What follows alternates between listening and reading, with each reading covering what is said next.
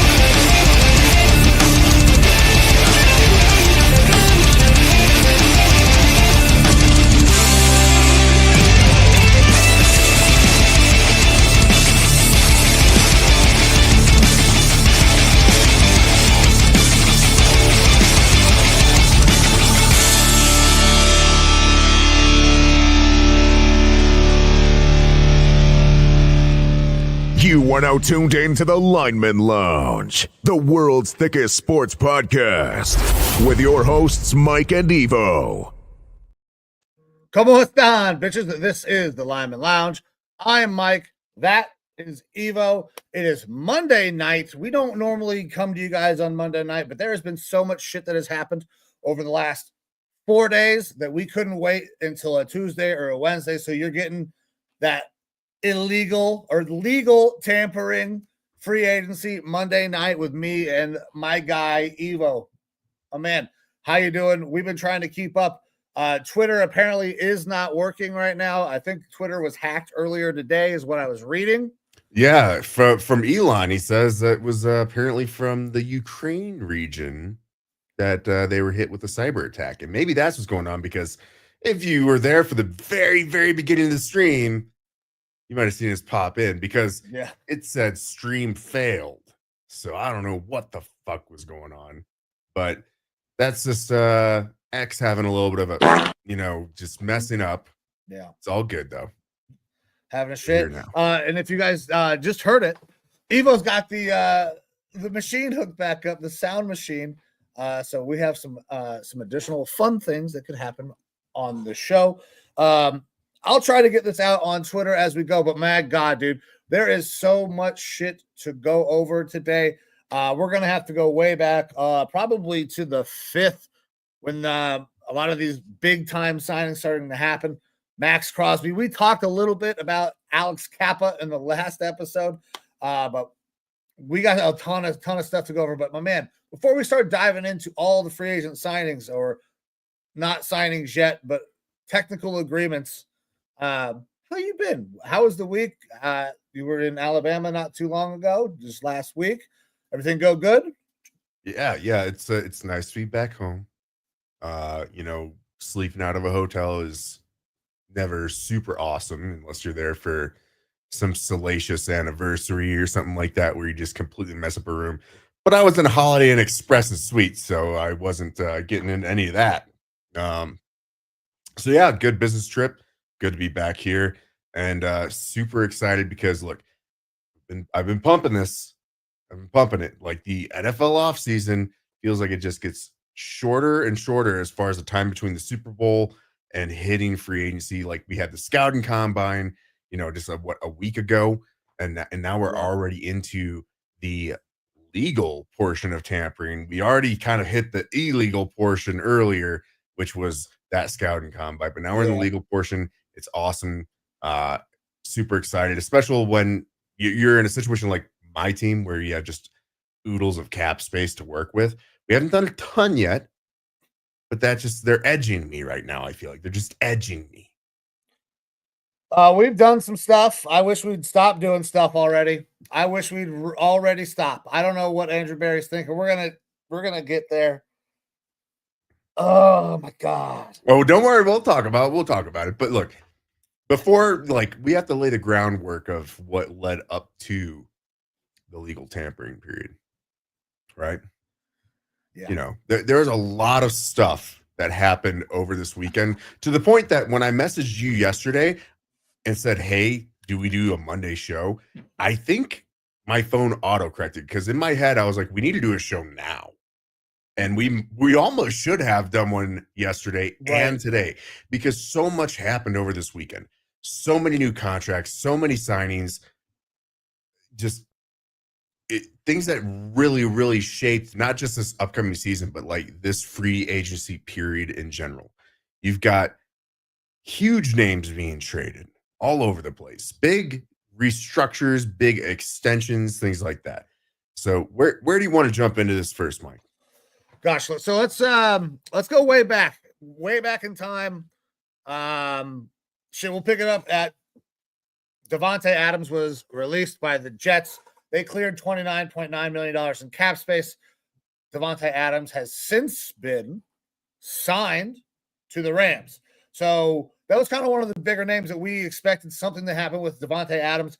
The whole Aaron Rodgers situation, we'll talk about that as well. But Davante released, Jets clear a ton of cap space. Jets very active today as well. Rams get a Davante Adams after they look like they're letting Cooper Kupp walk. Has not been released yet, or has he been?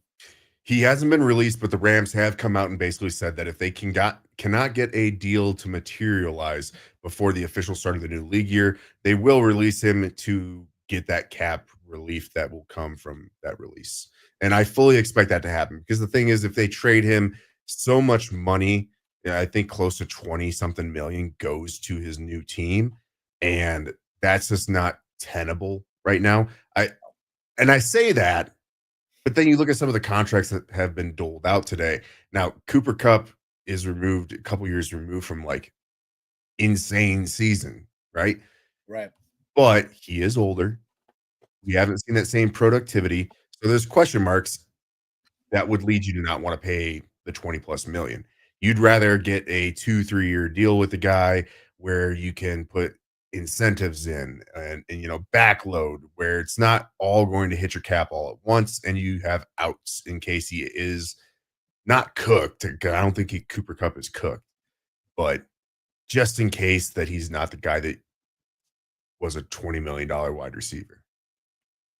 Yeah, he's not probably that guy anymore. I still think Cooper Kupp is going to be very effective for somebody. I don't know who that's going to be. My Vikings. He wants to come with KOC, baby. I mean, that would work out for you, especially if you guys are trying to figure out what you're going to do with Jordan Addison. Yeah, look, Jordan Addison is going to stay on the team for now, but we're looking down the barrel of a 3-game suspension from his DUI arrest last year. Yeah. So 3 games in the NFL, that's a significant amount of games. We have a third wide receiver, but Cooper Kupp is an obvious upgrade there. And look, Cooper Kupp isn't a long-term solution, but I think with Justin Jefferson's contract and everything, Jordan Addison being re-signed here in the next 2 years or so is probably not going to happen. So we're going to look to leverage him as much as we can, and then probably move off of him sometime in the next year or two. But I wouldn't expect it to be immediate. But Cooper Kupp is that great safety net. He's and it sounds crazy to say it, but as a third wide receiver would be insane.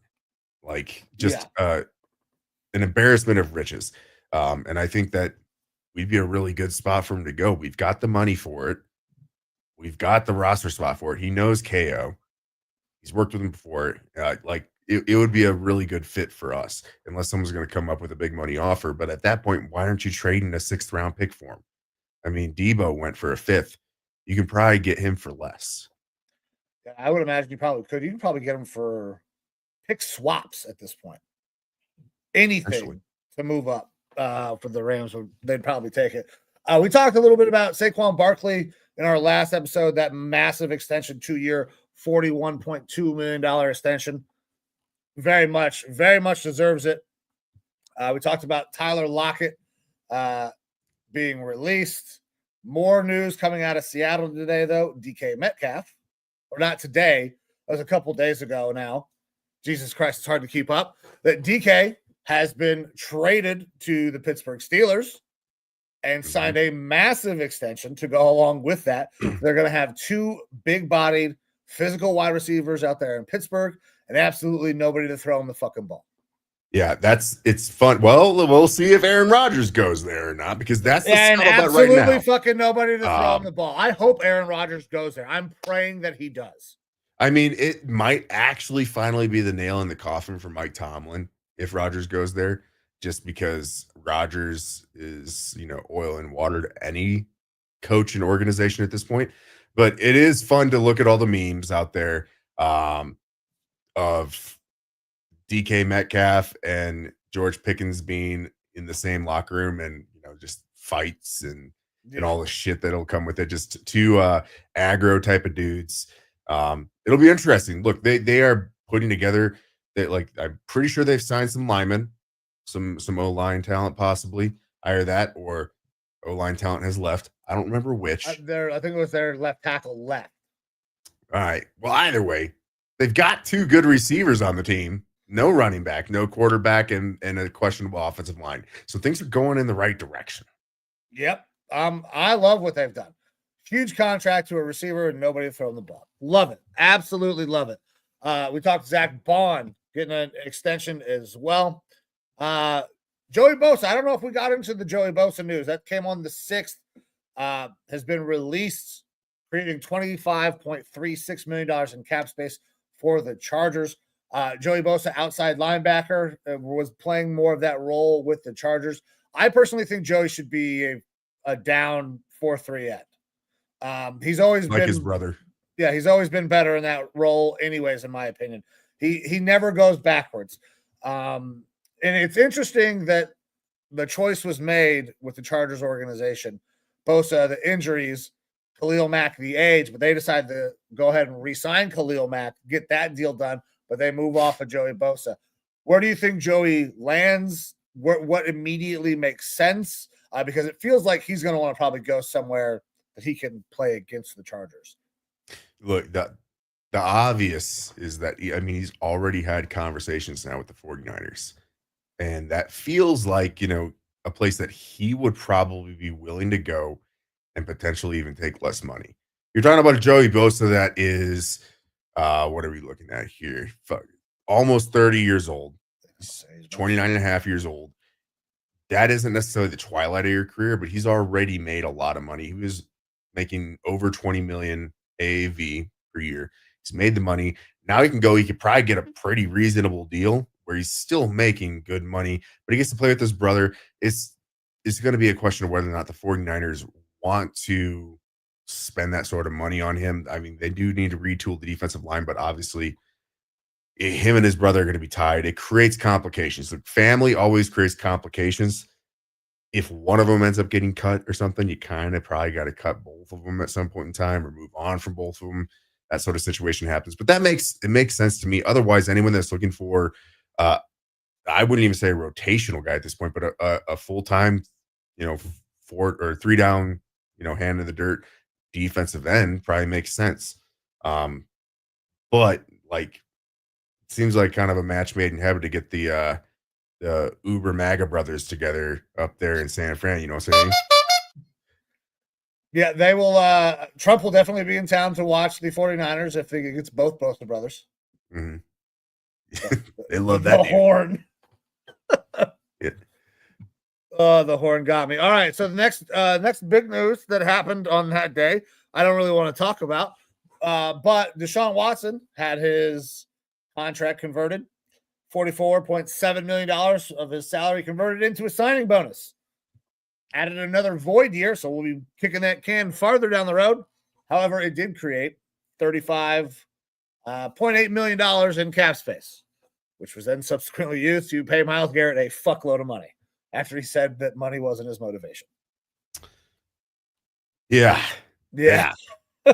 Like I was telling you before the show started, going on X and watching the just complete spin cycle of Browns fans and what they want to take this as. I understand you didn't want Myles to leave, and I get that. He's one of the best defenders in the league. You have all this reports of him requesting a meeting with ownership, and them saying nah. And people's takes on that.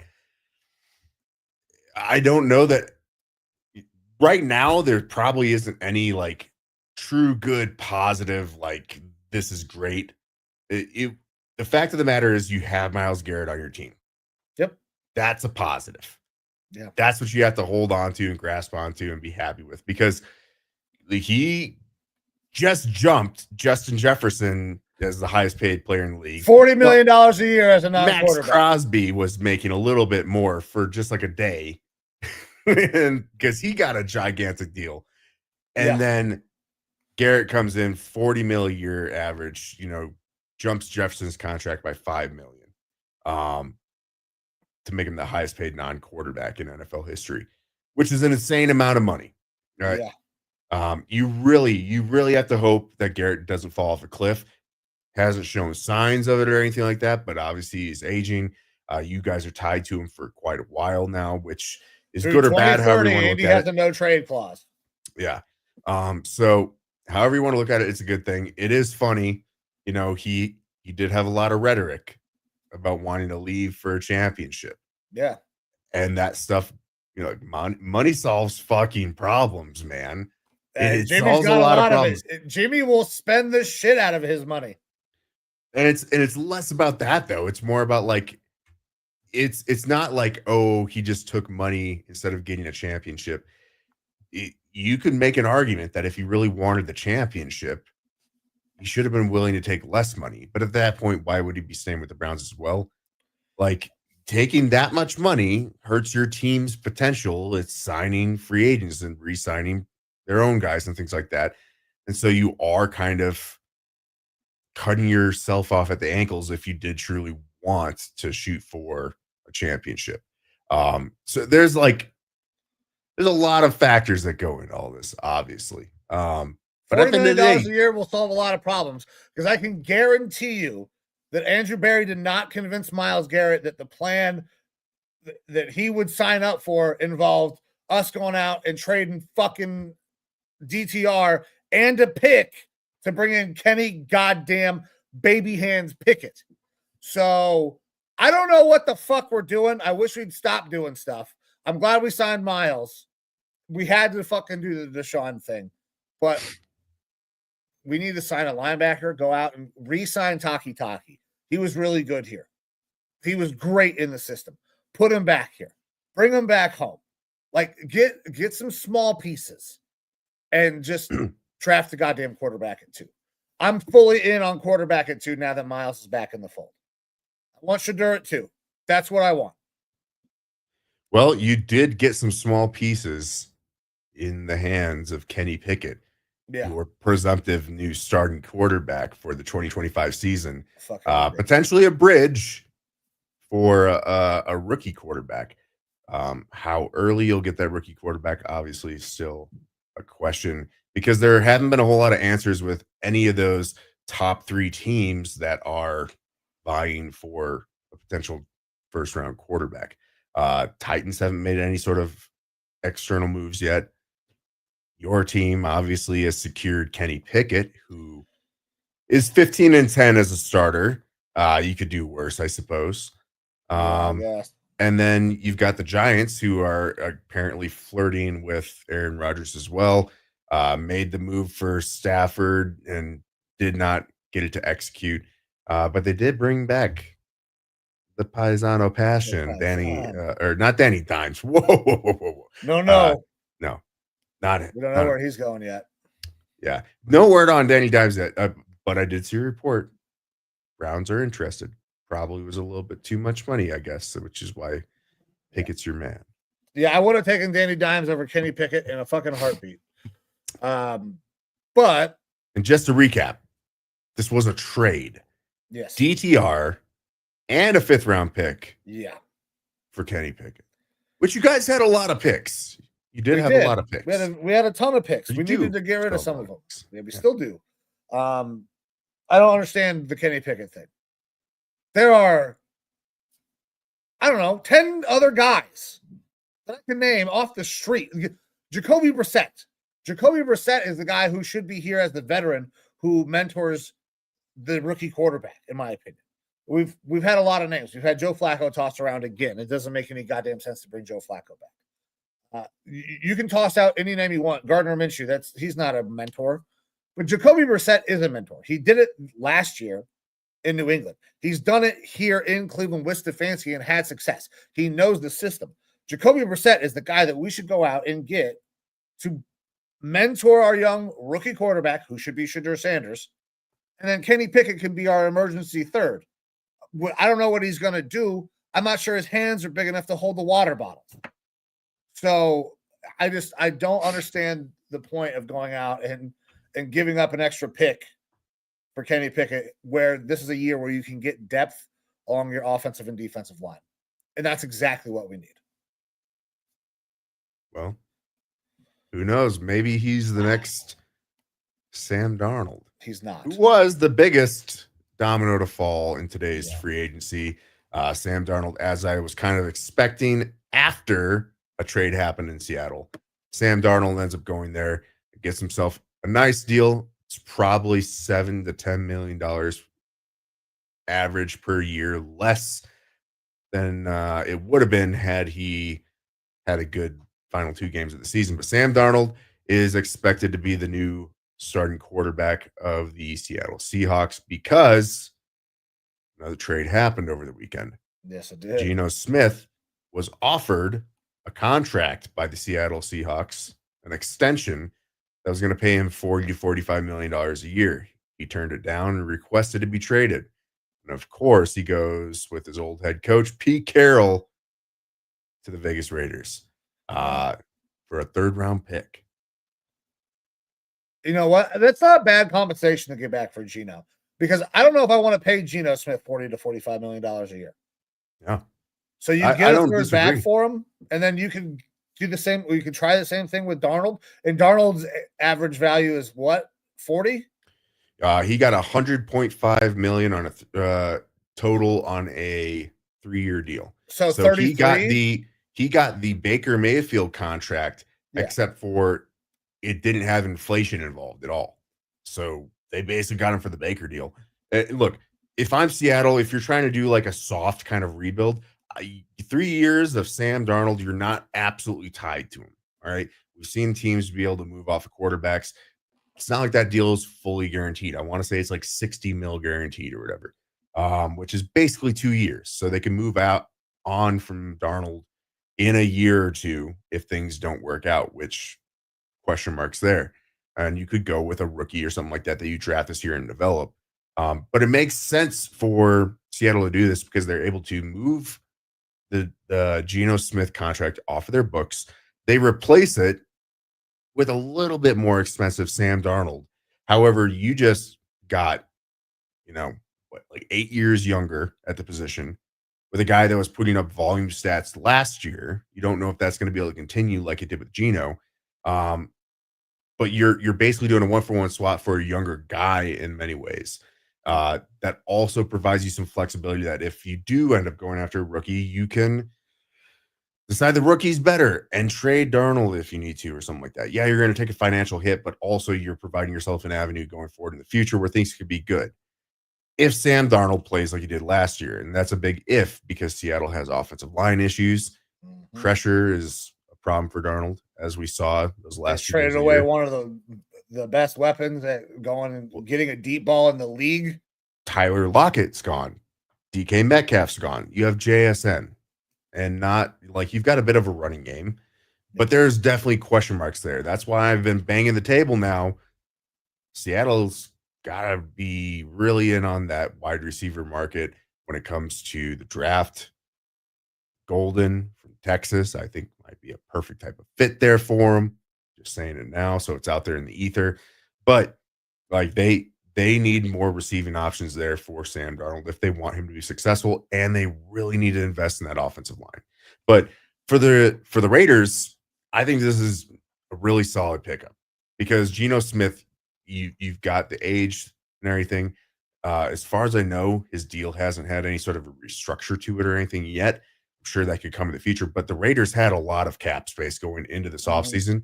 So you can carry the contract that Geno has right now he can be a bridge to a younger guy. It's an easy swap over for Pete Carroll. He knows the guy, he knows how to work with him. And you immediately already had an offense that has some pieces on it that you feel pretty good about. You have an up and coming offensive line. You have Sincere McCormick at running back, unless you go out and draft like an Ashton Genty, which you're in prime position to do, a la Marshawn Lynch with Pete Carroll in the past. And then you've got one of the best young tight ends in the league. You've got some receiving options there.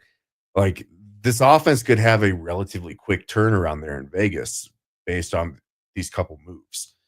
So it could be in a pretty good spot there for Vegas. Could be in a pretty decent little spot. Listen, I'm not as high on Geno. I think that Geno caught lightning in a bottle one year. It never kind of recreated. It was close. He's definitely a serviceable starting quarterback now, but he's putting up Dak Prescott numbers. He's a statistical guy who isn't someone that you want to rely on. That's what Sam Darnold was last year. That's what Kirk Cousins has been for his career. And that's what Dak has been recently. He's a volume stat guy, which you can get a lot of wins with that. You can do good things with your team. You can make a big jump offensively with your team to possibly be a playoff team. How far you go in the playoffs, that's a different question. Yeah. I mean, I think that for Vegas, they'll win more games because they are going to have the ability. I mean, the re-signing of Max, people know that they're trying to win. People will still want to go there. It's Vegas. It is a destination place. People are going to want to go to Vegas, but I don't know how quickly that's going to be. And that's a tough division. In other news, which is kind of a wild news also from the 6th, Jacksonville basically traded or released everybody who's ever caught a pass in the NFL. They traded away Christian Kirk for a 7th round pick to Houston. Christian Kirk possibly able to fill that Tank Dell role because Tank will probably be out for the entire year. Just had another surgery to fix his ACL. But they also released Devin Duvernay, Evan Ingram, Josh Reynolds, and then Ronald Darby at corner. So Jacksonville went through and just cleared house. Yeah, they made a lot of moves to make sure all the targets go towards second-year wide receiver Brian Thomas Jr., which it's not a bad thing to have that guy get targets. But I think part of what made him good was the fact that he wasn't the only guy. And now he is kind of the only guy. It makes you question, for an offensive coach, he's obviously got an idea in mind of how he wants that offense to be run. They did sign De'Ami Brown today from Washington Commanders, who showed a little bit of life after not living up to his draft status. But he showed a little bit of life last year, especially in the playoffs. So they've got a second receiver now, but they're going to still need to do a lot more work to really rebuild that offense for Trevor Lawrence. They also bring in Patrick McCarry, offensive lineman, who's played every offensive line spot to help out with that offensive line a little bit. And Robert Hainsey, former Tampa Bay center, comes over with Liam Cohen. So not some terrible signings there, but yeah, offensive weapon-wise, they did just kind of clear house there. Yeah, which is weird considering that they're having problems with their highly paid quarterback. But, what do I know? In other news, that the Commanders made just a shitload of moves over the last couple of days. Big one, release of Jonathan Allen. There will be a lot of teams interested in Jonathan Allen. My Browns would possibly be one of them as well, as we've announced that we're going to release Dalvin Tomlinson and a post-June 1 cut. Yeah, and Vikings actually hosted Jonathan Allen all day. That was one of the early things that was released, is that he was in town in Minnesota all day, which he sounds kind of like a perfect signing for us. And for what it's worth, guys that come there to Minnesota see the facilities, they normally don't leave. So I wouldn't be surprised to see that as a signing in the very near future. Well, you guys have the best grade in the NFL, and we have one of the worst. So there's that. In other news, Harold Landry released. What else do we got here? Some other big subsequently stuff. Signed with his old coach. Where do you Harold go? Landry goes to New England. Oh, Vrabel. Okay. All right. I didn't see that one. There's so many of these. Levante David back with Tampa Bay on a 9-year on a $9 million extension. Greg Rousseau got big money for Greg Rousseau. 4-year, $80 million extension with Buffalo. Had probably one of his best years last year. And another move that kind of probably corresponds with this, Von Miller released from the Bills as well. Yeah. Look, $20 million for a average to above average defensive end, which is kind of where Greg Rousseau is. Like, he's a good defensive end. But 2 years ago, you talked 20 million. That's one of the top defensive ends in the league. With the way the contracts are going out right now, like, that's an average contract for a average to above average defensive end. So that's just kind of the world that we're currently living in. That TV money is good. Absolutely. Oh man. So Mike Gesicki stays with Cincinnati, 3-year, $25.5 million deal. Marquise Brown re-signs with the Chiefs. Zach Ertz re-signs with the Commanders. Ronnie Stanley stays with Baltimore. I wasn't sure if that was going to get done. It does. He's an excellent tackle, man. He's really good. I was hoping that they were not going to be able to re-sign him, but they were not going to make it work because anytime Baltimore loses, talented people, but they get him back. I don't know. Great, good for them. Fucking Baltimore. I wish we'd do something that was valuable. Like, I guess we re-signed Myles Garrett. So I should stop complaining. And you got yourself the quarterback of the future, at least this year's feature. Baby hands Pickett, baby. I cannot believe. And right now, he's our starting quarterback. He's the best quarterback on the roster right now because he's the only fucking quarterback on the roster. Yeah. That works. Oh, my God. All right. Elsewhere, Derek Carr gets a bunch of his money moved around. New Orleans creates more cap space because they have to. Otherwise, that team will be in default. I don't see any other reason why they are moving his money around. Is he going to stay there? Do you think they're gonna get off of this? What are they doing here? They're leaving. Like, the contract adjustment is just for this year. You have a new head coach. You have a baked in quarterback who's got some arm talent, but they're not in a position to go up, move up and get a guy. They're not in a position to make a lot of free agent moves. So this is probably like a fuck it year. I don't know how better else to put it, but like, you don't want to leave your brand new head coach with no quarterback. So you move the money around. Yeah, you push it a little bit in the future and hope that the cap keeps expanding crazy. But Derek Carr, I think this is at least just this year he's good, and we'll see after that. But they needed the money in order to be able to make some moves in free agency. All right. Like I said, Von Miller was released. Myles Garrett signs 4-year, $160 million extension. I'm so pumped he's back. I was never on the idea of trading Myles. It didn't make sense, especially salary cap wise. We signed him to this huge deal or this huge extension. It's actually going to be able to help us more with salary cap.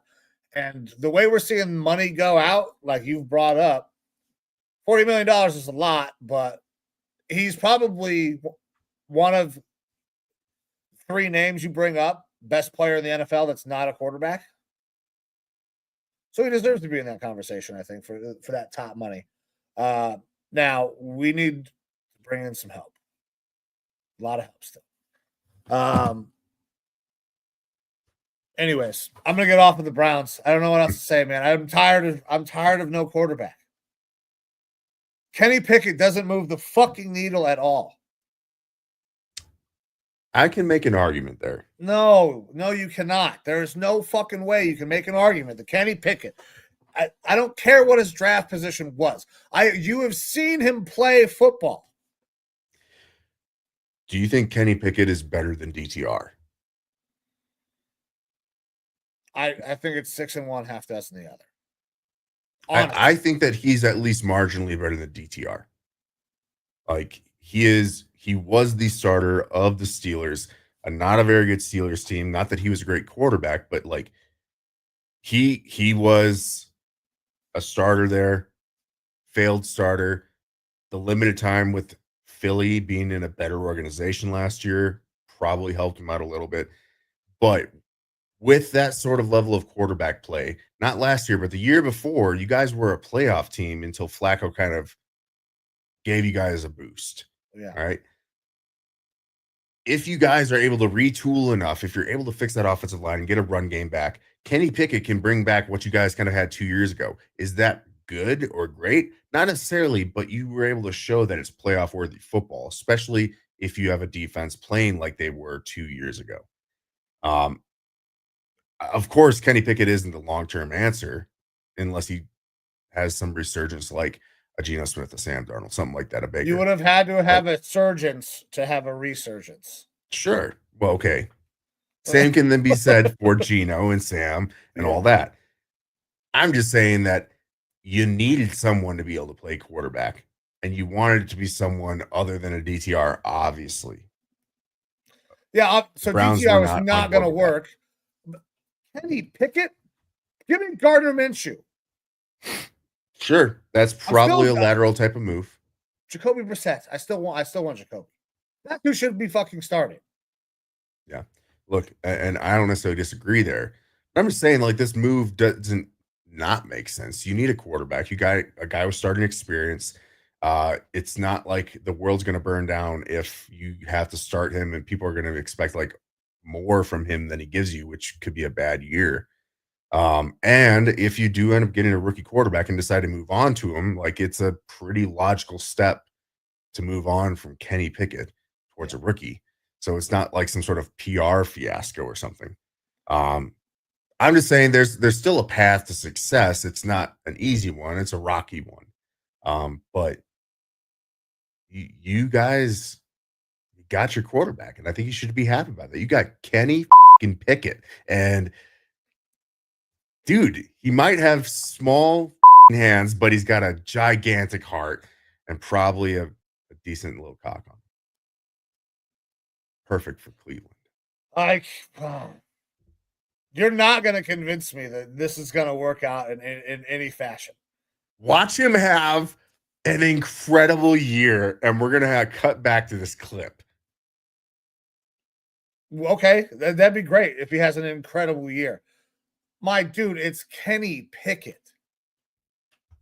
He has not been good. He was carried by his defense. That is the reason that they won games. That is no different than the quarterback play that we had last year. So if our defense couldn't hold up any longer. Huh? You know what? The good thing for Kenny is there will be no pressure on him whatsoever because the expectations could not be any fucking lower. Yeah, that's true. That's true.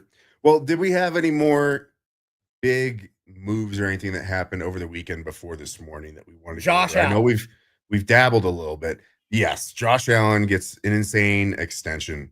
I believe he's making whatever the fucking figures are. It's like $100 a second, like over $100,000 an hour for the next 6 years, which just sounds fantastic.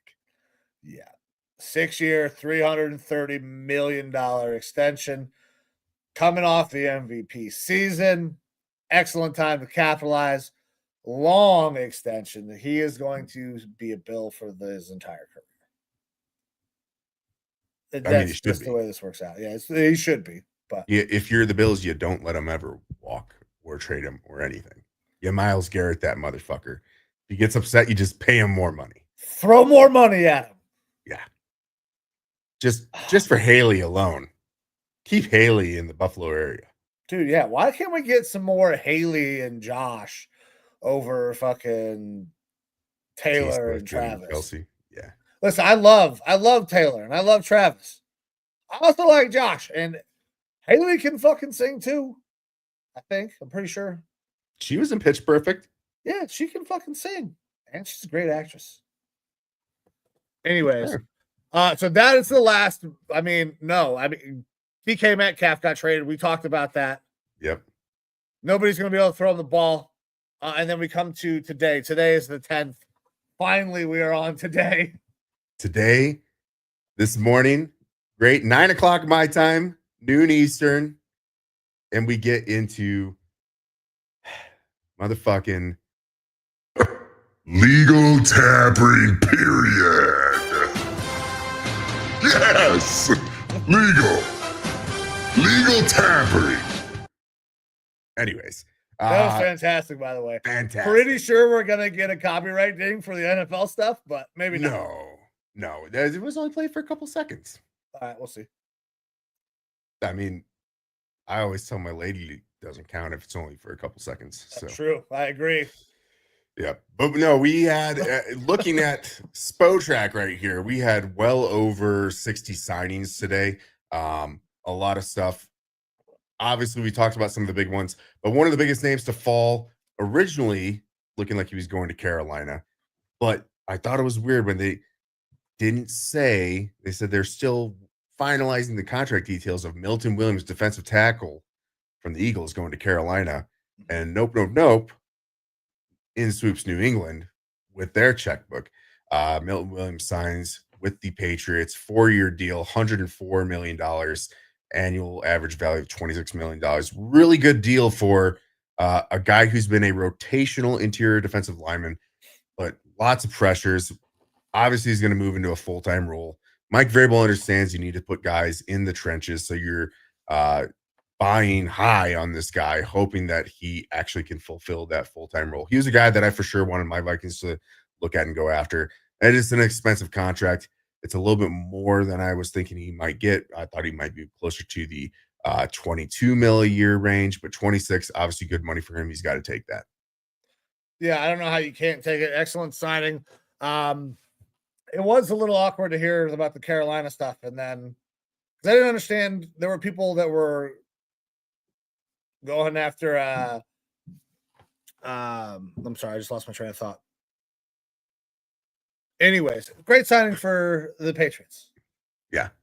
Look, and Carolina lost out on Milton Williams, but they were a team on a mission today, going after a lot of big names, especially along their defensive front.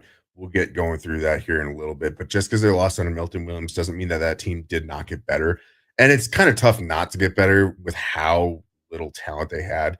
They ended up re-signing their cornerback, J.C. Horn, as well, to a 4-year extension. Obviously a good get for them. He's one of the better young cornerbacks in the league. But yeah, they ended up making some moves, getting more guys along that defensive front and the defense in general. Sam Darnold, we talked about, ended up inking a deal, or pre-inking his 3-year deal with Seattle. Yeah. Big move there. And then Dan Moore, that tackle from the Steelers, ends up going to the Titans.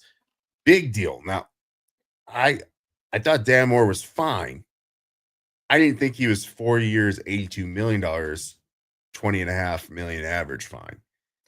But maybe I'm wrong. Listen, the money is flying off the shelves, dude.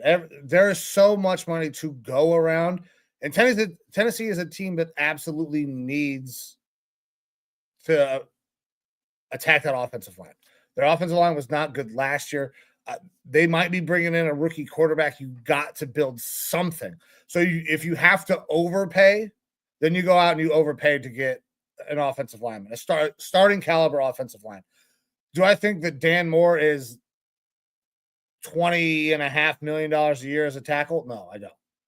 But with all the way the contracts are going now, everything's going up. We talked about this a few weeks ago, man. This TV money is not going anywhere.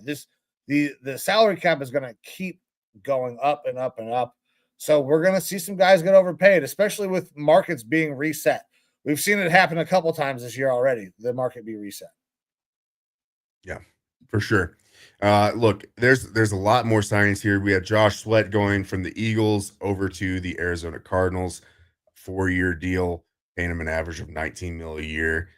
You have a guy who I love, my former Viking, Cameron Bynum, safety, who is known for not only his good play, but even probably more so for all of his celebration dances that he organizes and choreographs for the defense.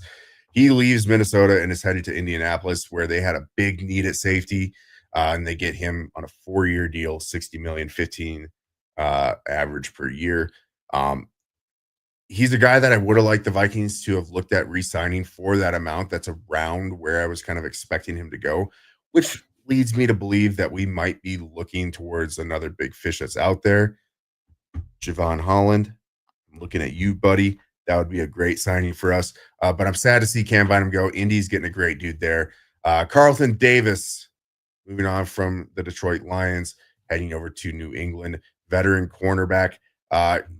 He's good. He's not great, but New England was shit, and now they're better. So that's obviously a good signing for them. Paulson Adebo, cornerback from the Saints. He's had some up and down years, but also he's playing on the Saints. So for a guy who's not even 26 years old left, heads to the Giants. Good signing for them. 18 mil a year for that guy, though. Still a pretty expensive contract, which is why there's still some big cornerbacks out there who haven't been signed yet, because you have a guy like a Carlton Davis, who is a good, sometimes pretty good cornerback, and a Paulson Adebo, who has had up and down years. They're going out there and getting 18 and $20 million. But you got guys like Byron Murphy Jr. from my Vikings, who hasn't signed yet. You've got young guys who have also had some injury concerns. The Chargers cornerback, Asante Samuels Jr., is still out there. Like, there's some options at cornerback who haven't signed yet, probably because there's big money left on the table. One big cornerback that did sign that I was hoping my Vikes would look at, DJ Reed, goes from the Jets over to the Detroit Lions. They kind of make a swap there. Guys who are the exact same age. They get rid of Carlton Davis, and DJ Reed comes in, except for DJ Reed has been a pretty damn good corner, a number one style corner in this league, who's kind of overshadowed by the play of Sauce Gardner, and an aggressive guy. I'm not looking forward to having to go up against him a couple games out of the year. But DJ Reed gets himself a decent contract. 16 mil a year was previously projected by PFF to be getting around 14 mil a year. He goes there on a 3-year deal. Safety, Trevon Moehrig from the Raiders heads to Carolina, another one of their big signings. He heads there for $17 million a year, more than that 15 mil a year deal that Cam Bynum signed, even though I think statistically Cam Byron's a better player, but it's only a 3-year deal, so $51 million over 3 years. But a big one there for Carolina. Again, anything's an upgrade for them, and they probably overpaid a little bit in order to get him. Yeah, so there was a lot of guys you had in there. The DJ Reed, I did want to talk about that signing, man. For Detroit, it's huge. That one of the things that hurt them last year was their secondary. So going out and signing him to a pretty decent deal, man. I mean, 3-year, $48 million. That's good money for him. He's been a good player in the league. Detroit needs to bolster the secondary, especially with all the injuries that they have continued to have. It'll be interesting to see what they do with their coaching staff. Have they hired all their offensive coordinator, defensive coordinator yet up there? Because I don't remember hearing anything about them signing anybody. I know that they've done internal moves. I think maybe Hank Fraley moved up to OC, and I can't remember the name of their guy, but they did move someone into the defensive coordinator spot. I'm not positive though. Okay, if they have all the positions filled. So if they kept it in house, the similar group, then I think it's awesome. I love that, because the group that they had was fantastic. They got those guys ready last year, and that makes us signing even better. Trevon Moehrig, Carolina's trying to get much better, much quicker, but once again, that's a lot of fucking money for him, right? Like, it seems like a lot of money. But when you're Carolina, when you're the Clevelands of the world, at times you have to overpay. I love Myles Garrett, but $40 million a year, I don't think anybody saw that coming. It was a huge jump up to, from 30, was it 36 and a half is where Max was the day before? Yeah. So, yeah, that's wild, but good signings for both teams. An interesting one, Justin Fields on the move. The New York Jets have a new quarterback.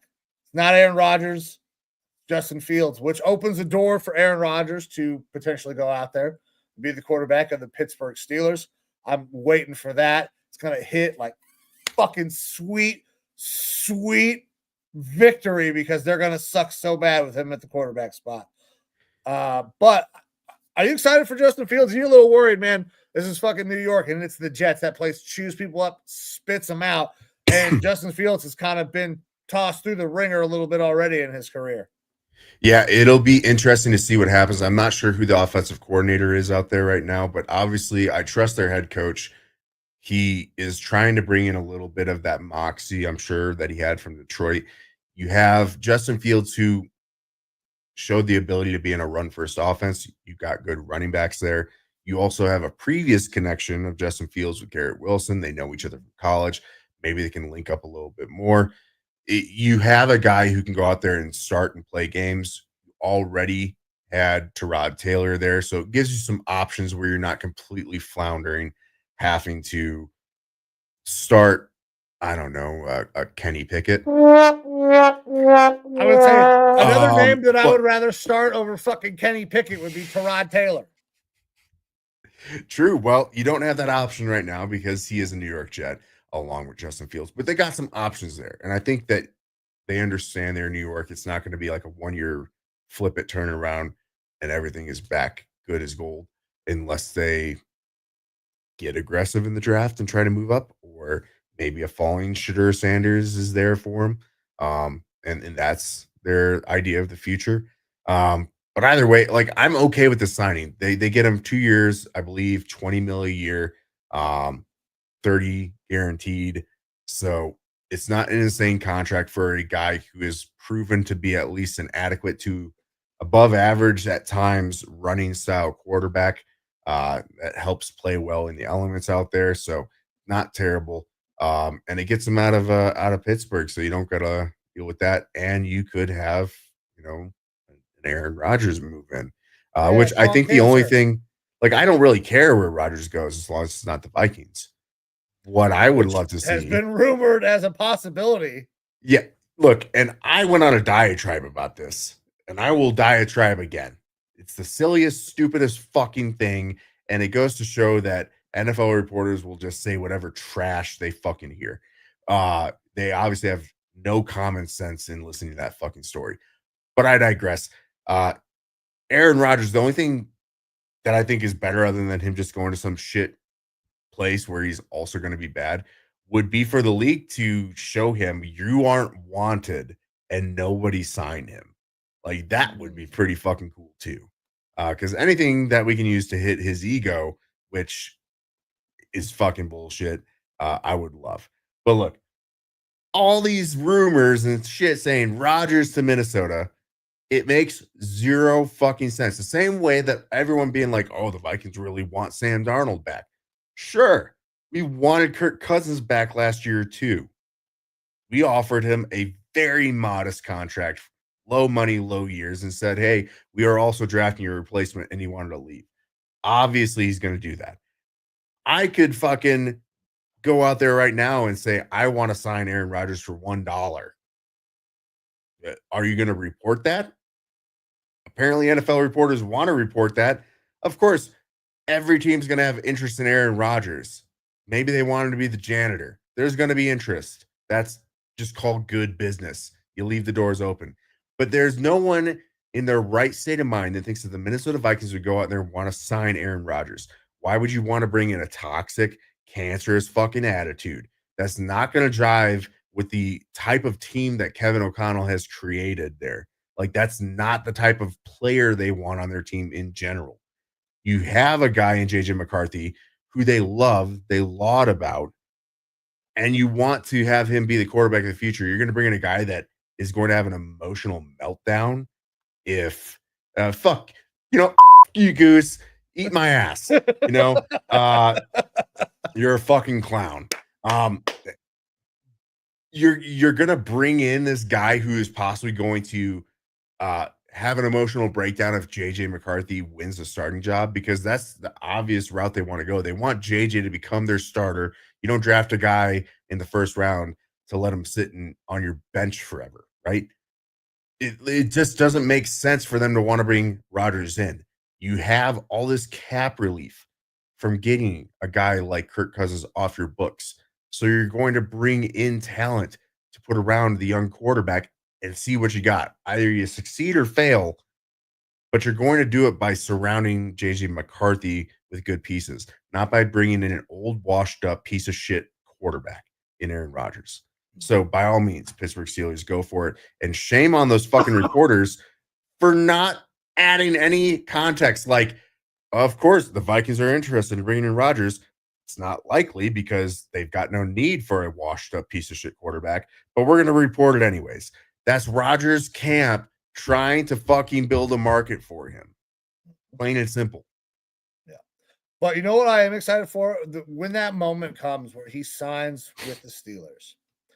I can't wait to hear the story about week 6, week 8, where, George Pickens beats the shit out of Aaron Rodgers in the middle of the locker room because Aaron's yelling at him because George didn't figure out the secret fucking hand signals that Aaron doesn't tell to anybody because George doesn't play that stupid shit and just whoops his ass.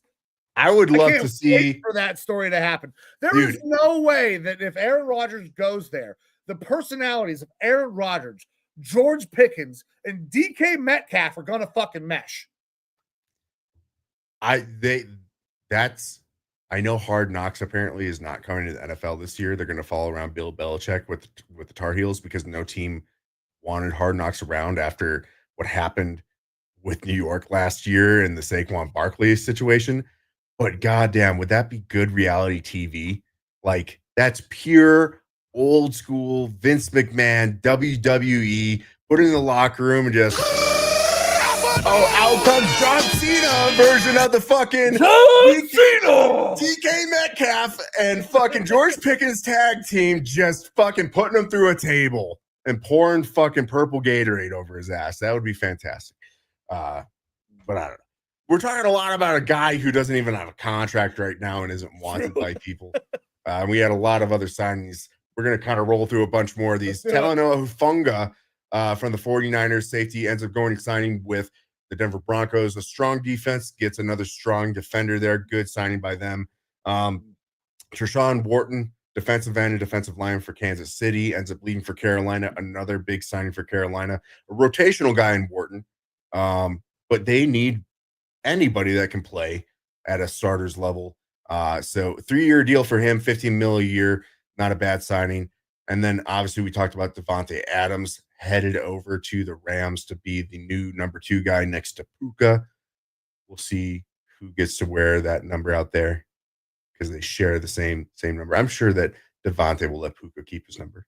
I think he will as well. And I think Devontae is really going to thrive kind of in that number 2 role. When he got out to New York, he should have been in that number 2 role to Garrett Wilson, in my opinion. Garrett Wilson was a more explosive guy, but Aaron Rodgers, obviously, him and Devontae have that rapport, and Aaron's just going to fucking feed him. Devontae has lost a step, but he's obviously still a very, very good receiver. Him not being the primary focus of a defense is going to do wonders for him, I think, because he still is an excellent route runner, knows how to get open, and I think still has enough juice to still get a little bit of separation. So I think it's a great signing for the Rams and for Devontae after having a couple of years where his production's been down because his quarterback play has been absolute dog shit. Yeah, for sure. And look, he gets to go back into the West Coast where he's from, where he generally was there with the Raiders, and he gets to be on a well-coached team with a solid veteran quarterback, someone that isn't going to be an emotional bitch like Aaron Rodgers. Here we go again. But no, another big signing here, Drew Dahlman, probably the top center out on the market, 27 years old, just under 27 years old, coming from the Atlanta Falcons over to the Chicago Bears. They signed him to a 3-year, $42 million deal, $14 million a year for a starting center. And the reason why this is a big thing is that last year, the Chicago Bears, their rookie quarterback got sacked more than anyone else. And a lot of part of that is Caleb Williams and obviously not getting rid of the ball like he should, not making good decisions. But Ben Johnson comes in. He understands you need to build through the trenches. You need to have a good offensive line in order to protect your young quarterback and allow him to develop. We saw what a good offensive line does in Detroit. They go out, they trade for Joe Thuney, they trade for Jonah Jackson, and they sign Drew Dahlman, 100% new interior offensive line for the Chicago Bears team, making big moves there to help out their rookie, well, now second-year quarterback and his development. They also go out and make a fun move there in Grady Jarrett, Grady who was Jarrett, I released was by going the to say. Falcons to help along that defensive line, and Deo Odenigbo from Indianapolis. So bunch of big signings here by the Bears. Look, they made a bunch of moves last year, and I thought that they had an opportunity to be good if we saw development from their rookie quarterback. It didn't work out. They had really bad coaching there. Well, now you're making even more good moves, and you bring in a really good coach. Things are going to be pointing up again for the Bears this offseason. I'm sure there's going to be a lot of thoughts from NFC North fans and Bears fans about how they're going to come in and take over the NFC North. We'll see. At the end of the day, the NFC North is a really fucking tough division. Good moves there by the Bears. I hate to see it. I hate to see the Bears making these moves. But yeah, I would argue best division in football right now. Yeah, I don't know how you could argue any other division as best division in football. Like, I know the AFC North for a long time, they were pretty good, especially when Burrow is good, because the fucking Ravens are always good. The Steelers are always good. We had a year on and off where we were good, but I mean, what you guys did last year and the Bears trajectory, it seems like they're doing all the right things. You love the Ben Johnson hire. I mean, you don't. I love it because, I mean, I don't root for or against those teams. It just makes a complete sense. And then they go out and revamp an offensive line, because there's a lot of quality offensive linemen still that are going to be signed. And this is a depth offensive line draft. Like, there's no blue chip. Like, there's not a left tackle that you pencil in for the next decade in this draft, I don't think. But there's a lot of guys that, I mean, maybe one. I don't think so, though. But there's a lot of guys that are a lot of depth, so you got to go out and spend money and get one of these guys that you know as a starter right away. It makes a ton of sense. Yeah, for sure.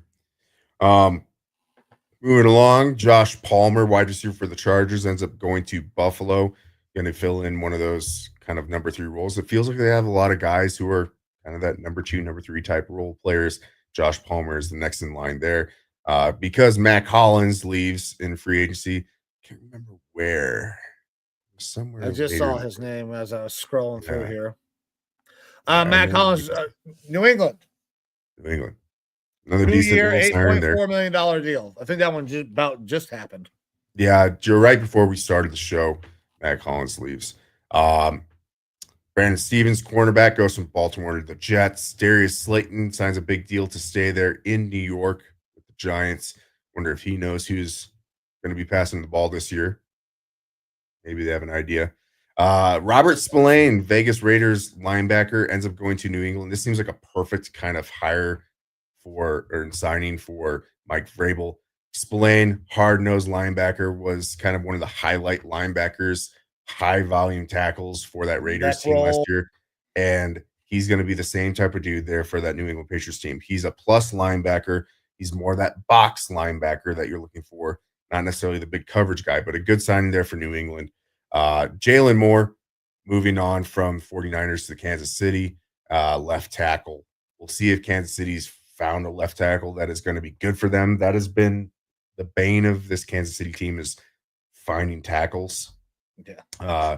They don't seem to be able to draft and develop guys. So you got to take shots at dudes. Jalen Moore, obviously not the typical starter there for the 49ers. He's been the backup. Maybe they have something there in a developmental guy, though. Enough so that he's getting $15 million a year, which, again, a year or two ago, that's top-end starter money. Now that is backup with potential money. So Jordan Lewis, one of the premier nickel cornerbacks in the league, moves on from Dallas, goes to Jacksonville on a 3-year deal. Poona Ford, undersized defensive tackle, moves on from the Chargers and goes off to the Rams. Good signing for the Rams, I think, man. Good for Poona, for too. Sure. And Poona's always been again, undersized, but he's been a plus player, like a plus player. I can never say this motherfucker's name, but Mike Hooked, I don't know how to say it. Linebacker for the Rams, who also had himself a pretty damn good year last year, ends up going to Buffalo. I think it's going to be a good signing for them.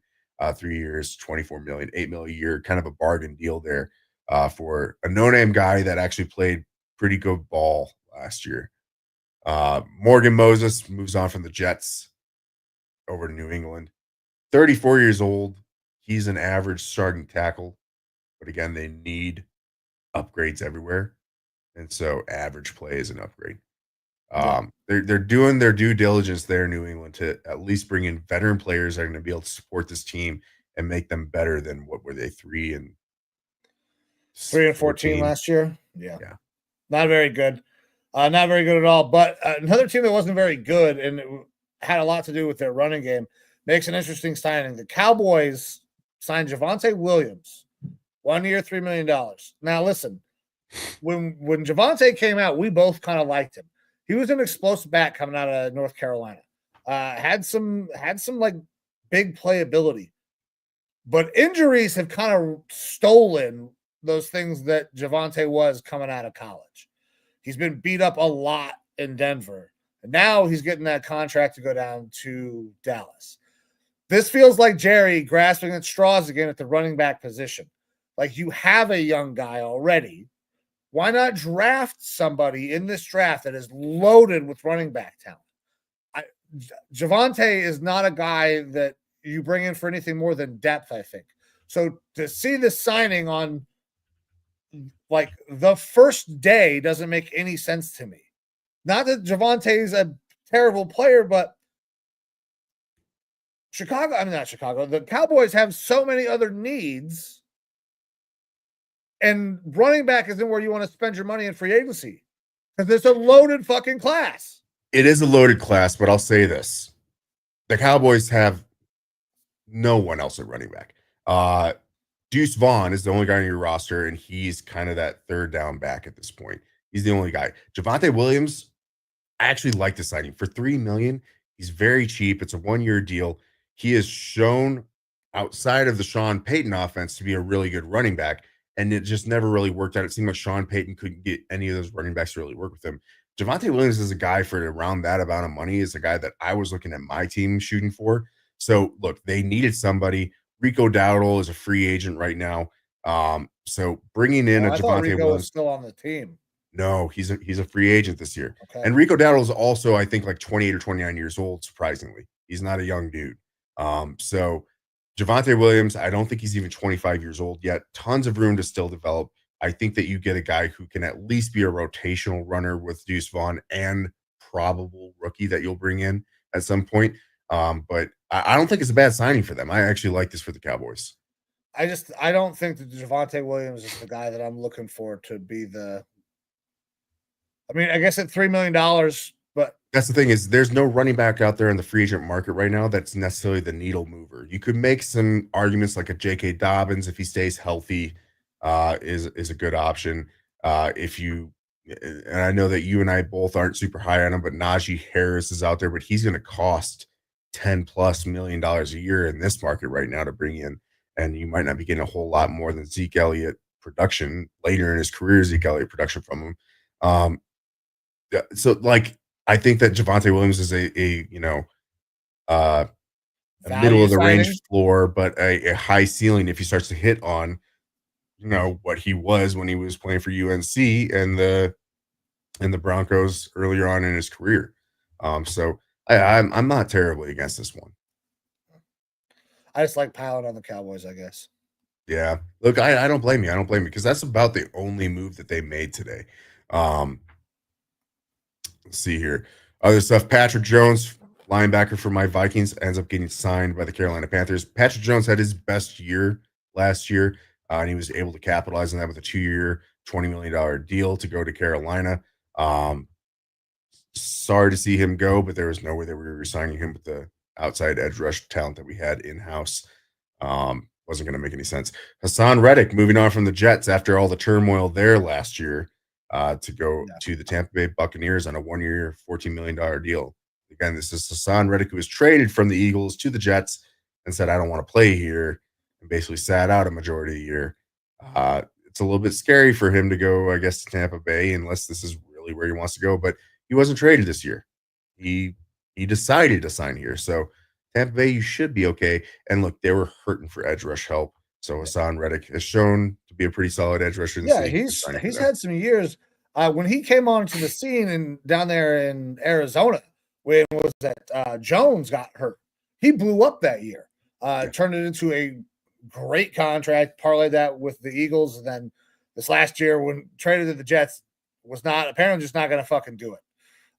So Tampa gets a guy who can get after the passer, should be motivated because he decided to sign there. The Jets were just complete dysfunction. Yeah. Complete and utter dysfunction.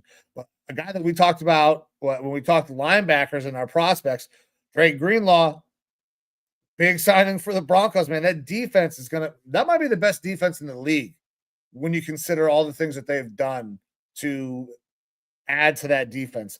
3-year, $35 million, Drake Greenlaw going to the Broncos. That's great for them. Did he just get signed? I didn't see that one happen yet. For me, it's just above Javonte Williams on this list. Still don't see him on my list. I just refreshed it. But hey, yeah, that's a good signing for them. Again, it's a defense that's already really good. So you're stacking more talent there. Good defenses help rookie quarterbacks. And obviously, their quarterback isn't a rookie anymore, but a second-year guy, he's still developing. Having a good defense that is able to help out is always a good thing there. Absolutely. We saw Pete Carroll kind of go with that method early on in his career. Sean Payton was always more of an offensive guy.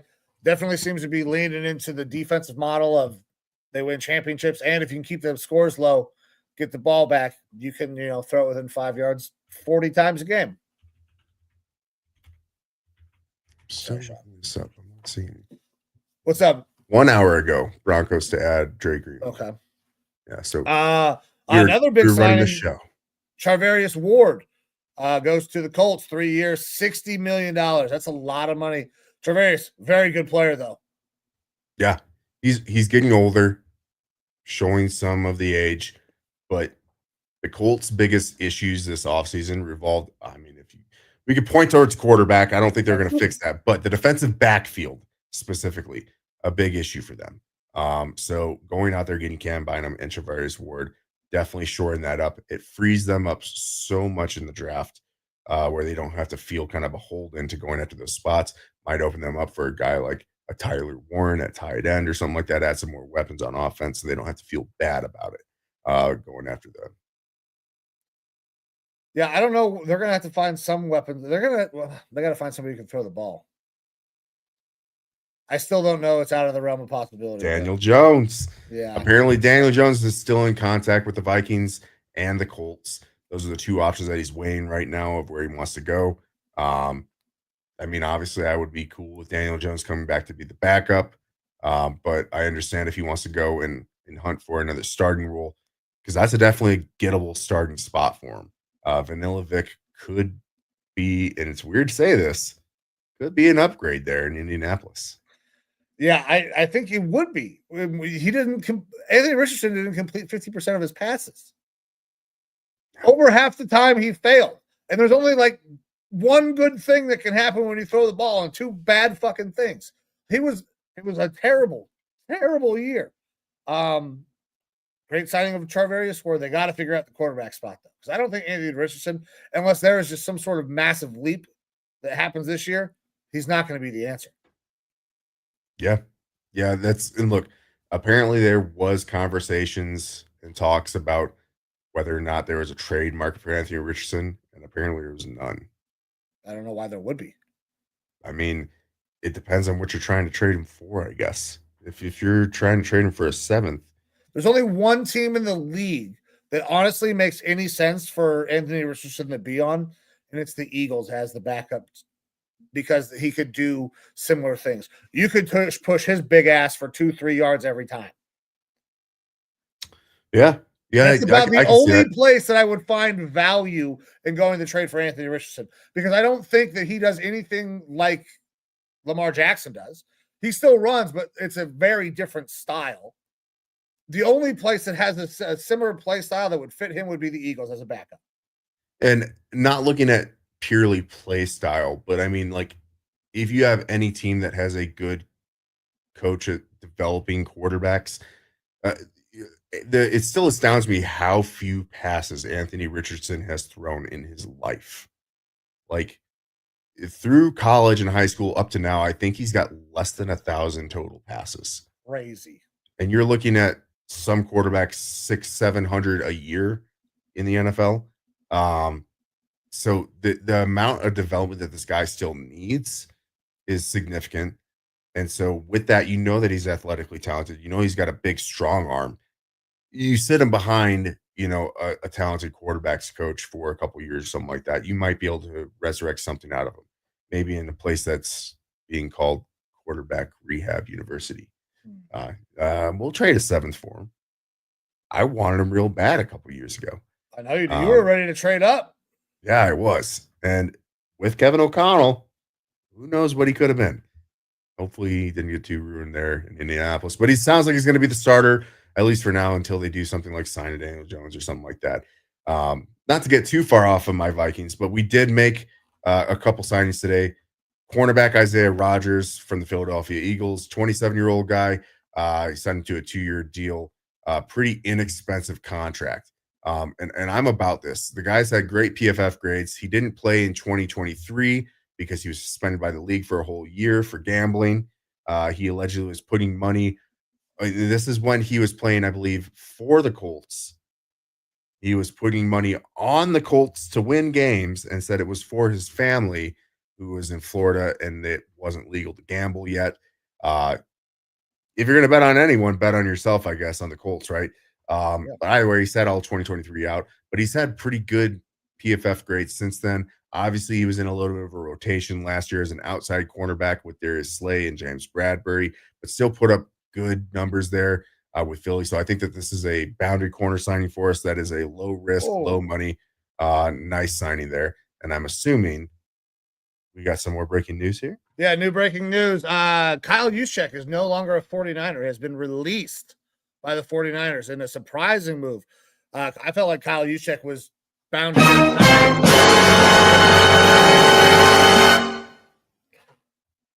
That's crazy, man, because that's a team that still needs a fullback. Quicker. It's all right. Hey, listen, but look, I don't know when they're coming, so I appreciate when they pop up. But look, Kyle Juszczyk, obviously, I think you're a fan. I'm a fan. I like his style of play. Interested to see them release him. But I guess the league is a little bit, moving away from being a fullback style league. He's going to fucking Baltimore. They still have like the 320-pound former defensive tackle there, right? Do they well, I'm pretty sure he still is playing fullback for him. Juszczyk is a different style big fullback. I mean, I'd say that I would love to have him, except for CJ Ham. Yes, yeah, CJ Ham.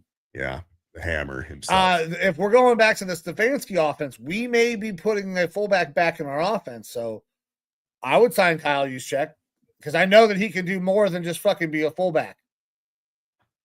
He's a weapon on the field. He's a good receiver out of the backfield and everything. So, like, a solid option there. It'll be interesting to watch where he goes. Chase Young also signing a contract with New Orleans. Nothing on the detail, no contract details yet. That's who he was with last year, right? Yes. So, Chase Young, kind of a flop of a first round pick so far. I mean, he's an average starter in the NFL, not worth the draft position. I suspect it'll be somewhere in the range of 15 to 20 million per year, though, with what defensive end contracts are worth. We did have a bunch of other backup quarterback moves that happened. Josh Dobbs, the Pastronaut, goes from San Francisco to New England to be the new backup. Yes, excuse me, to Drake May. So Pastronaut there, bringing in some smarts. You have my former backup quarterback, Nick Mullins, following his quarterback's coach Grant Udinsky to Jacksonville. So new backup there for Trevor Lawrence. And then possibly the best backup quarterback out there in the whole fucking league, Zach Wilson. He finds himself a new home in Miami where there is no shortage of MILFs to be had. Yeah, plenty of MILFs, a lot of plastic surgery down there. Zach's going to have himself a good old time. Also has a couple new teammates as well. Larry Borum and James Daniels signed contracts, right tackle and guard, respectively, for Miami as well. That just coming in. So Miami making a push to improve that offensive line. They got to keep Tua healthy, man. That offense does not work if Tua is not on the field. For sure. And yeah, there's a bunch of other signings here. Tier Tart, Sheldon Rankins, a bunch of, more veteran guys signing. My Vikings also made a move on the offensive line, which is kind of what I've been focused on, begging for us to do this offseason. We go out there and sign 4-time Pro Bowl center Ryan Kelly away from the Indianapolis Colts. Probably is the end of Garrett Bradbury at center for us. We can cut him and save about $3.5 million. Ryan Kelly still grades out as one of the best centers in the NFL, according to PFF. He just hasn't played a full season the past couple of years. So injuries are an issue, but bringing him in, I think, is a good thing for us. It shores up that center position. We can make that trade-off of who's snapping the ball to JJ with a good veteran center. I just hope that we can bring him in with a side of fries as well. Will Fries is kind of my big target right now along the offensive line. I would love to bring him in also from Indianapolis, coming off of a broken leg, but really, really looked good before that happened last year. One of those dominoes that is yet to fall. Still a lot of names to go, man. Obviously, we haven't even officially opened free agency. This is just the legal tampering period. Man, Browns haven't done shit. It's tough, man. Look, Jacoby Brissett is still out there for you, man. Jacoby Brissett is still out there. Sione Takitaki still available, has not been signed. It's a name I would like to bring back, for sure, especially with Joke's status up in the air. There's a potential he may never play football again with how severe his neck injury was. So we got to get some more linebackers. I'd like to see a safety, but at the same time, man, we have signed free safeties in free agency the last couple cycles, and it's been terrible. Juan Thornhill is gone, thank fucking Christ, because it was terrible. And before that, it was John Johnson III that we got off of the Rams in their Super Bowl. We thought, okay, we're getting a Super Bowl caliber player. He wasn't good either. We have got to figure out another safety spot because Grant Delpit has been really good for us, playing in that strong safety role, playing the slot a little bit. But we got to find a guy that can actually play deep safety and knows what the fuck he's doing. Juan Thornhill was lost constantly, it seemed. Didn't know what coverage we were ever in. So I would like to see, Jeremy Shin, but that's probably too much money considering the Browns cap space, and kind of what he went for. But 2 years, $16 million, we could afford $8 million. But I don't know what we're doing, bro. I'm ready to strap in for another long season of Browns football next year. I'll tell you that. Yeah, it's definitely the blue collar piece it together type of football up there for you guys. Ian Rappaport reporting about an hour ago that Chargers are in heavy pursuit of Najee Harris right now, though, which I think would be a signal that J.K. Dobbins might not be coming back there. I think that he's probably the best free agent running back out there if you can trust his health. Obviously, he's not had a single healthy year yet in the NFL. His healthiest year probably being last year with the Chargers, but he showed with the Chargers that he can be a pretty damn good running back up there. So any team that's looking to go out there and get him. And 4 minutes ago, Chargers are in agreement with Najee Harris on a 1-year deal versus $9.25 million. Okay, so Najee's done on a 1-year deal, less than $10 million. I think that kind of shows where everybody was at on Najee. I don't think that everybody thinks it was just the Steelers' fault. Najee misses a lot of holes. Najee is not explosive in any fashion going through a hole. He's tough to bring down for sure. He is a load. He is strong. but he does not have that get up the field and get your yards ability. Like, he reminds me so much of like a Trent Richardson, just not fucking seeing where he should go and getting upfield and getting his yards. Dances way too much. We'll see what Harbaugh can do with him, though. I mean, if there's a guy in the league that can get the most out of a running back, it's probably that system in Harbaugh, right? Yeah, that running system is definitely set up really well for him. You would think that you'd say that almost about the Steelers and the run game, but it's just they're a run-focused team. They're not good at developing a run game, really. So that doesn't really make sense. Yeah, well, Arthur Smith, who has no running backs and 2 receivers and no quarterback. That offense is going to be so funny to watch. What the fuck are they going to do? I mean, they're probably going to get a running back in this draft to pair with Jaylen Warren, because Jaylen Warren's a decent back. And, I mean, again, by all reports, Aaron Rodgers is close to signing a deal there. It's either that or they bring Russ back at this point, right? I think that's the only other option, because you're not. I mean, fuck, Justin Fields has gone to New York, so yeah. Though all these deals aren't final, we have seen this in the past. We've already seen it once today, where a player has agreed to an initial deal and backed out and went with another team with Milton Williams. So anything's possible. I suppose if they come in with a huge money offer to Sam Darnold, get yourself a Sam Darnold out there. I don't know about all that. Sam Darnold, I mean, he's gone, right? Well, none of these deals are final until Wednesday. Do you think that somebody's coming in with something higher than the Baker deal, the $33.5 million? I feel like that's the exact right number. I think that's the right number too, but desperation is a stinky cologne, and they would love to wear that sort of shit up there in Pittsburgh.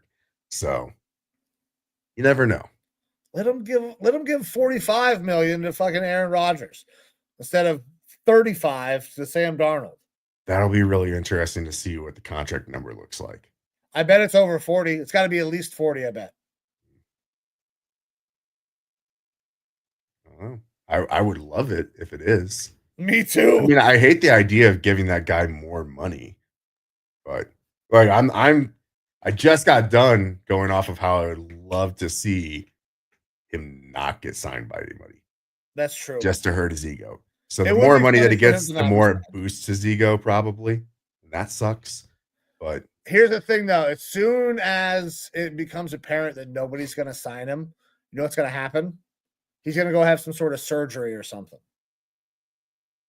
He's going to make it seem like he wasn't going to be ready, and Aaron's going to have some sort of spin zone where it's not that he wasn't wanted. It's where Aaron chose to do this to take care of his body or some shit. You know, Aaron would say something like that. I'm sure he'll have some sort of an excuse, for sure. No. He could just be like, you know what? I decided to call it a career. I hear that there's a lot of interesting investment opportunities down in Mississippi with volleyball teams. And I want to go out there and help Daddy Favre with that. So I don't know. You never know. Anything's possible with that shit bag. Yeah. Oh man. All right, brother.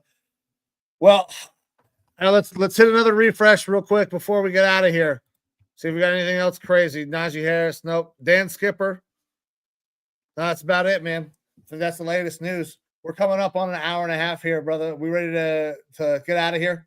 Yeah, absolutely. Look, tons more signings to go. We have so many dudes. Stephon Diggs, Joey Bosa, Keenan Allen, Amari Cooper, Von Miller, Brandon Cooks, Deontay Johnson, Cam Robinson, Brandon Scherff, Draymond Jones, Tyler Lockett, Evan Ingram, Matt Judon, Joseph Noteboom, DeMarcus Lawrence, Preston Smith, DeAndre Hopkins, Zadarius Smith, Justin Reed, Larry Ogunjobi, Jonathan Jones, Byron Murphy, Trey Lance.